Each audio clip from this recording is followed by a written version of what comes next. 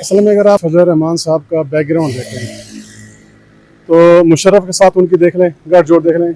जब इनका ज़ाती मफाद होता है तो ये उस पार्टी के साथ हो जाते हैं, और जब इनको थोड़ी सी मुश्किलात का सामना आ जाता है, जैसे इनका कोई ज़ाती मफाद ख़त्म हो गया हो या लेना हो, तो इदारों पर ये तनकीद शुरू करें। जो हमारे इदारे हैं, कोई भी इदारा है हमारा, वो उस मुल्क के टूल हैं सारे चलाने के लिए। तो मेरे ख्याल में पाकिस्तान आर्मी पे तनकीद नहीं करनी चाहिए। जिस ममालिक की फ़ौज नहीं है, आप उनके हालात देख लें, अफगानिस्तान देख लें, सीरिया देख लें, शाम देख लें, इराक देख लें। ये उनकी ज़ाती राय भी हो सकती है, उनका मफाद भी हो सकता है। ठीक है भाई। तो मेरे ख्याल में जो मेरी ज़ाती राय है, डीजल जो इनका लकब मिला था वो तो इनको मिला था बेनज़ीर के फर्स्ट दौर के अंदर। ठीक है, आप थोड़ी सी इनकी हिस्ट्री देखें। जब इनको डीजल का परमिट मिला था और इनको वजारत मिली थी, तब से इनका नाम डीजल पड़ा हुआ है। तो बेसिकली ये एक लालच के अंदर चीज़ आती है। तो आप इनके आजकल के बयानी भी देख लें, पाक फौज के अंदर ऊपर जो है ये इल्ज़ामात लगा रहे हैं जो कि गैर मुनासिब है, नहीं लगाने चाहिए। इससे मुल्क की साख भी ख़राब होती है। आलमोस्ट इनका बयानिया कोई छोटा मोटा बयानिया नहीं होता, पूरी दुनिया देखती है, इंटरनेशनल मीडिया पे जाते हैं।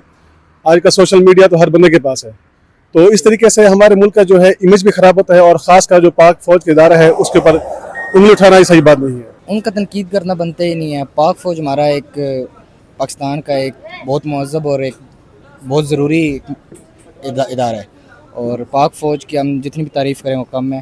क्योंकि देखा जाए तो मुश्किल के वक्त जब भी पाकिस्तान पे आई है, जब सैलाब आए हैं, जब कोई भी मुश्किल आई है या जंग के मुकाम बने हैं, तब हमेशा पाक फ़ौज ने आगे हमारा साथ दिया है। और उसके बावजूद जब इस तरह के मामला थोड़े ठहर जाते हैं तो हमारे जो फजल रहमान, उनका इस तरह की कोई बात करना फ़ौज के बारे में बिल्कुल मुनासिब चीज़ नहीं है। वो तो बिल्कुल नाजायज़ बात और बहुत जो है ना इलॉजिकल बात है।